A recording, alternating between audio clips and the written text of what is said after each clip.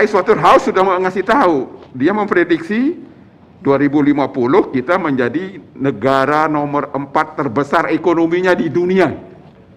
Setelah Cina, India, Amerika, kita.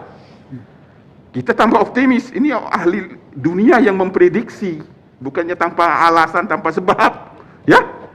Nah, PwC mengajukan argumen bahwa itu bisa terjadi. Hasil kajian tuh Pak ya? Hasil kajian ini itu terjadi dua faktor utama karena yang dimiliki Indonesia. Pertama, jumlah penduduk besar. Ya. Jumlah penduduk besar bukannya beban, dia bisa mempercepat kita menjadi negara maju. Ya, mempercepat pertumbuhan ekonomi penduduk besar bisa. Ya. Penduduk besar tentu nanti sebagian besarnya kualitasnya meningkat. Pendidikan kita harus dirapikan.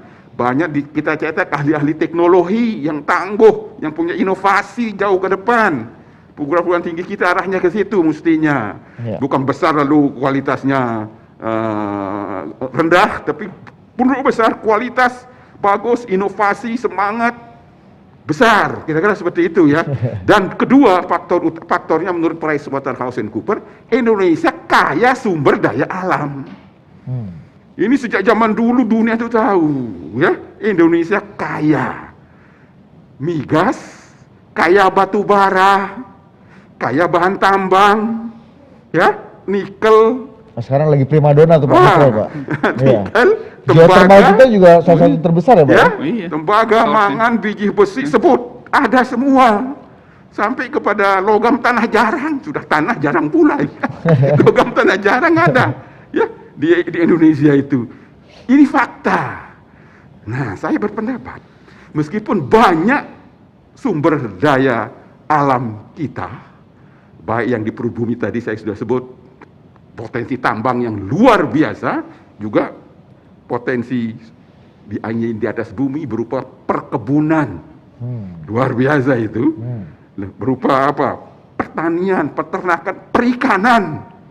Dengan laut sekian itu, ini negara dengan potensi ikannya luar biasa. Indonesia ini. Kenapa ini saya sebut? Ini baru bisa tercapai menjadi negara maju kalau sumber daya alam ini diatur, ya, direncanakan secara cerdas untuk bisa tumbuh pusat-pusat pertumbuhan ekonomi baru di seluruh Indonesia. Karena yang namanya bahan tambang tidak hanya ada di Pulau Jawa, bahkan lebih banyak bahan tambang itu adanya di luar Jawa. Ya, ini kesempatan kita bisa mencapai dua tujuan sekaligus. Tujuan pertama untuk mempercepat pertumbuhan ekonomi, nomor dua memeratakan pembangunan. Ya, caranya gimana? Semua sumber daya alam itu direncanakan untuk bisa dibangun industri terintegrasi, ya, berbasis sumber daya alam lokal. Ya, jadi industrialisasi besar-besaran berdasarkan sumber daya alam lokal yang dipunyai di setiap daerah.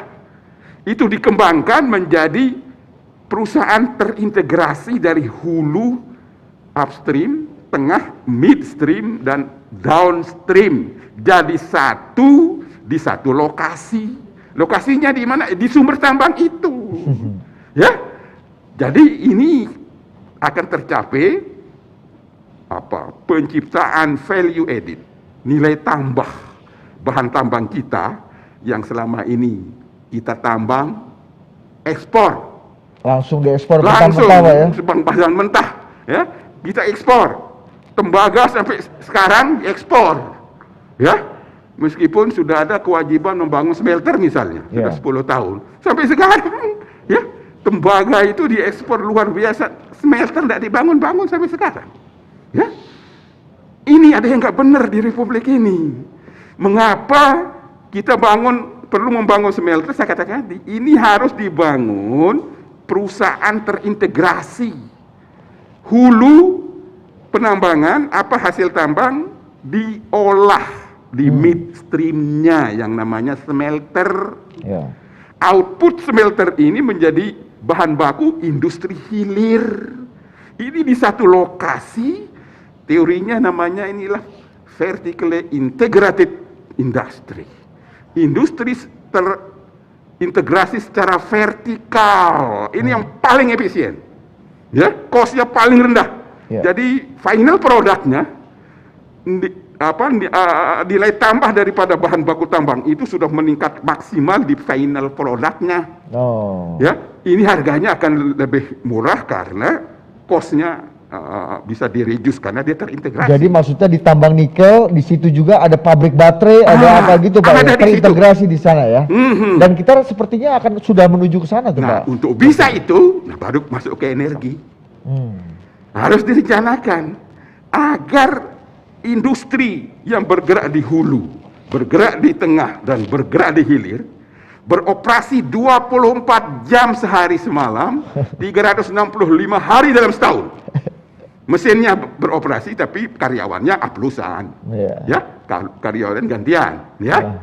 Agar bisa bekerja 24 jam pabrik maupun industri itu harus direncanakan listriknya. Untuk itu apa? Listrik yang bisa mendukung base load yang reliable, tangguh dan strong, kuat agar operasi pabrik, operasi industri yang hulu, tengah maupun hilir bekerja 24 jam. Bayangkan. Ya, ini namanya industrialisasi. Ini terjadi bukan di Pulau Jawa saja. Terjadi di Pulau Lombok, Pulau Sumbawa, Pulau Sulawesi, ya, di pulau-pulau yang menghasilkan bahan tambang. Yang selama ini bahan tambangnya diekspor. Industrialisasi terjadi di luar negeri selama 70 tahun. Value added ke sana di dong. sana. Ya. Ya, ini kita dibohongi sekian lama itu, ya. Kita sayang, ya. Bangsa kita menerima saja 70 tahun kekayaan buminya ini, ya, dijual, diekspor dalam bentuk bahan mentah. Nah, ini yang nggak benar harus kita luruskan. Itu bahan tambangnya. Migas termasuk energi. Migas, kita ketahui sekarang Indonesia defisit neraca perdagangan migas. Itu terjadi karena salah kelola. Ini tidak boleh ditutup-tutupi. Kesalahannya di mana? Kesalahannya sistem yang berlaku di migas sekarang ini. Kita bicarakan juga meskipun itu termasuk fosil. Yang pada akhirnya nanti fosil, minyak sama batu bara akan dikurangi, bahkan nanti akan hilang 50-an tahun ke depan. Tetapi sekarang harus kita kelola dengan baik, kita luruskan. Migas ini terutama karena sudah 20 tahun dikelola secara salah, sistemnya ribet, ya, birokratik, ya, aturannya aneh-aneh. Ini terjadi sejak 20 tahun yang lalu, sejak undang-undangnya dirubah, ya. Undang-Undang nomor 871 diganti dengan Undang-Undang Migas nomor 22 tahun 2001, ya, merubah sistem yang simpel, ya, simpel banget sebelumnya itu, sesuai konstitusi, hasilnya luar biasa, terbukti negara Indonesia menjadi produsen minyak yang luar biasa, anggota OPEC, penerimaan APBN dari migas luar biasa, ya, devisa ekspor migas paling besar, ya, itu terjadi sekitar 20-an tahun. Nggak tahunya begitu undang-undang migas ada, mengganti undang-undang nomor 871, sistemnya ribet, perizinannya luar biasa, ditangani sendiri oleh pemerintah daerah. Bukan, oleh pelaku usahanya. Tadinya izin-izin yang dibutuhkan oleh perusahaan-perusahaan migas yang beroperasi di Indonesia, yang ngurus izinnya Pertamina. Jadi investor itu Anda bawa duit, nah, kami yang akan urus izinnya. Simple, ya. Itu menyebabkan eksplorasi meningkat, produksi luar biasa. Itu dicabut, diganti dan Undang-Undang Nomor 22 Tahun 2001 yang ribet, berbelit-belit, diurus sendiri izinnya, dan sebelum menemukan migas, masih eksplorasi, sudah dikenai pajak. Yang sebelumnya tidak ada. Tidak dikenai pajak. Selama dia mencari minyak, belum ketemu minyak, tidak ada pajak. Sebab dia bawa uang sendiri, kalau tidak ketemu minyak, risiko rugi 100% investor. Nah, sekarang sudah belum ketemu minyak, pakai duit sendiri, dipajakin coba. Dengan undang-undang migas yang baru, nomor 22 tahun 2001. Ini kan quote unquote betapa tragisnya bangsa besar ini dibiarkan begitu saja mengganti sistem yang bertentangan dengan konstitusi. Mahkamah Konstitusi mencabut 16 pasal dari undang-undang ini, termasuk mencabut, membubarkan BP Migas namanya, kemudian oleh pemerintahan sebelumnya diganti nama SKK Migas, ganti nama doang tapi barang sama, tugas sama. Melanggar konstitusi. Ini menyebabkan tidak ada kepastian hukum. I'm telling you, halo bangsa Indonesia, para pemimpin negeri ini, tolong ya, dengarkan penyebab utama kehancuran industri migas karena sistem yang salah, sistem yang ribet, berbelit dan melanggar konstitusi. Kok dibiarkan? DPR 2 kali gagal. Ini politik sedikit ya, gagal mengkoreksi undang-undang migas itu. Termasuk saya di dalamnya itu 2 kali periode gagalnya ini, sehingga saya sarankan kepada Pak Presiden untuk mengeluarkan perpu saja. Kembali ke sistem yang simpel sesuai konstitusi. Itu resepnya. Jangan sekarang merubah sistem tetapi tambah ribet oleh undang-undang Omnibus Law Cipta Kerja, klaster migas, sistemnya dia rubah, malah tambah ribet. Sekarang pakai izin dari pemerintah pusat. Ini keliru. Itu tentang migasnya. Tentang batu bara, sebentar. Tentang batu bara fosil. Itu masuk fosil. Suka tidak suka, kita ke depan ini batu bara sudah dikurangi, bahkan nanti dihilangkan. Lebih-lebih kita sudah meratifikasi Paris Agreement on Climate Change menjadi Undang-Undang nomor 16 tahun 2016. Kebetulan saya masih di anggota DPR, ikut berkontribusi untuk bisa menggolkan ratifikasi ini. Tujuannya apa? Untuk kepentingan anak cucu kita. Agar perubahan iklim ini tidak terus berlanjut ke arah yang negatif, ya, maka kurangi pemakaian energi fosil, ya, kurangi pemakaian batu bara, kurangi pemakaian BBM. Ada waktu sampai 2050, Cina sampai 2060 janji nol emisi, ya, 2060 kita belum jelas ini mau ikut 2050 apa 2060, tapi harus. Ya, sehingga energi yang kita kembangkan, tadi dari awal saya katakan kita bangun pembangkit listrik sebanyak-banyaknya. Maksudnya pembangkit listrik yang berasal dari energi baru dan terbarukan yang bersih. Ya, energi fosil batu bara ya masih dipakai tapi direm pengembangannya. Maka Hutama Karya nanti jangan berpikir lagi untuk banyak membangun PLTU, ya. Berpikir bagaimana akan banyak dibangun pembangkit listrik dari EBT. Nah, EBT itu apa? E dulu, E itu energi baru. Ya. EB, energi baru. ET, energi terbarukan. Energi baru dalam terminologi kebijakan energi Indonesia yang disebut energi baru itu di dalamnya termasuk nuklir, hidrogen, itu energi baru. Energi terbarukan itu adalah energi surya, angin, hidro dan seterusnya. Ya. Nah, ini masing-masing punya sifat, ada kelebihan, ada kekurangan. Energi baru ya, itu intermittent. Produksi listriknya tergantung cuaca, tergantung iklim. Energi surya siang hari dia produktif, pas mendung hujan pre dia, tidak menghasilkan strum.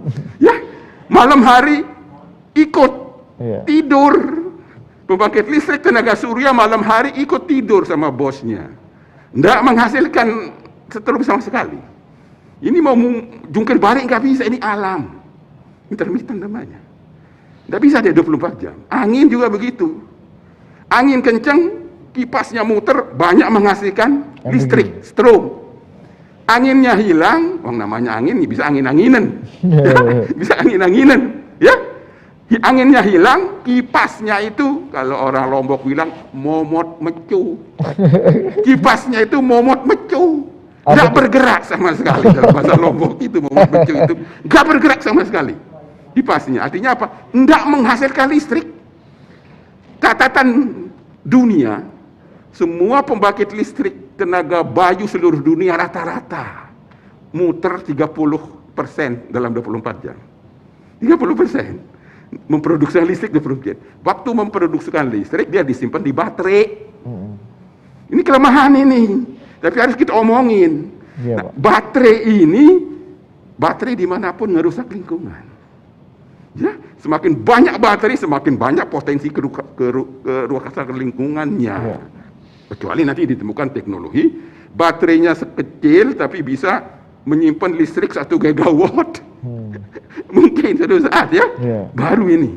Ya, nah efisien dia kalau kemampuan baterainya kuat.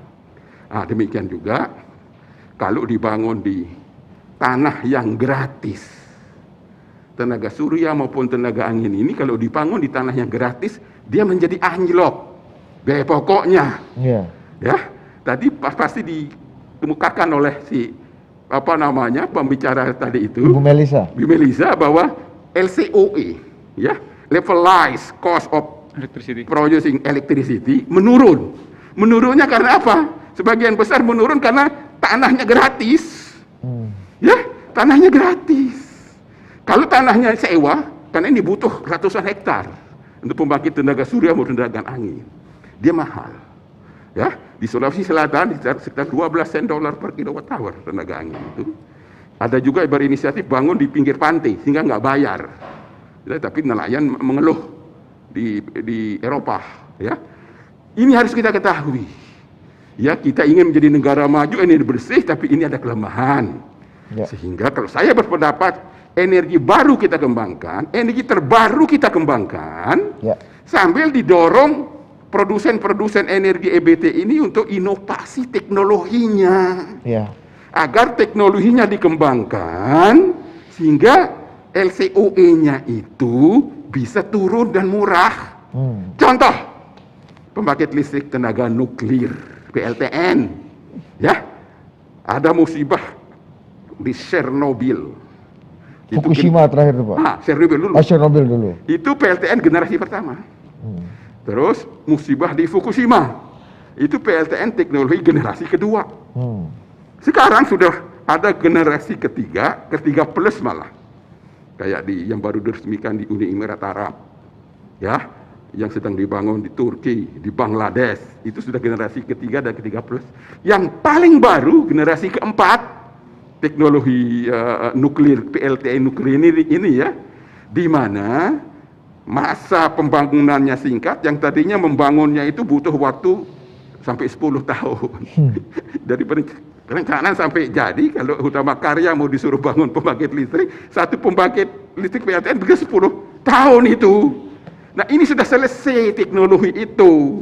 Kita sekarang kalau mau masuk ke pembangkit listrik tenaga nuklir, otomatis yang kita bangun adalah generasi terbaru dong. 4 Pak ya. Generasi keempat. Dulu kita hampir jadi di Semenanjung Muria. Studi tapaknya sudah jadi, sudah segala macam sudah siap. Tapi karena ada musibah Fukushima, ya, sehingga banyak orang takut. Oke, sudah liwat itu ya. Tapi saya pikir ada untungnya juga, enggak jadi bangun waktu itu. Karena masih generasi 3. Masih generasi ketiga. Benar, kita kan ambil untungnya aja ya. Ya, sekarang generasi keempat sudah ada, kosnya amat sangat murah. Ini yang penting ini, kosnya sangat murah, lebih murah dari batu bara, lebih murah dari listrik batu bara, baik yang berbasis thorium maupun uranium, ya. Jadi bersaing dengan batu bara. Batu bara itu menjadi standar harga pembangkit listrik untuk mengembangkan pembangkit listrik tenaga terbarukan, tenaga air, tenaga surya, tenaga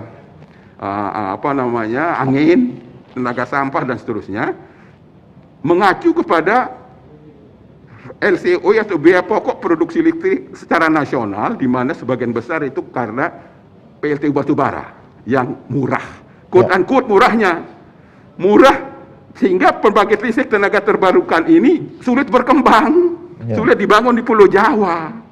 Karena rata-rata biaya pokok listrik di Pulau Jawa ini, LCOE-nya, sebagian besar dia dari PLTU batubara, gede-gede pula, menjadi rendah sekitar 7 sen dolar per kWh. Ini yang PLT energi terbarukan dia di atas 12 sen dolar per kWh, sehingga tidak bisa dibangun di Pulau Jawa. Nah, sekarang ini saya katakan, PLTU batubara, LCOE-nya menjadi relatif murah, karena belum menginternalkan externality cost-nya. Halo. Itu sebabnya. Jadi LCOE biaya pokok listrik batubara relatif murah itu bohong-bohongan. Belum memperhitungkan biaya yang harus dibayar oleh negara atau oleh siapapun, karena emisi karbon yang gede, polutan, NOx, XOx yang sangat besar, debu dari pembangkit listrik batubara ini. Ini bukan omong kosong. Saya ini anggota DPR Dapil Nusa Tenggara Barat. Waktu saya mengunjungi berulang-ulang pembangkit listrik tenaga uap PLTU batubara di Jeranjang, Lombok Barat. Di sini ada 3 unit. Ya, sudah dibangun. Ya, beroperasi.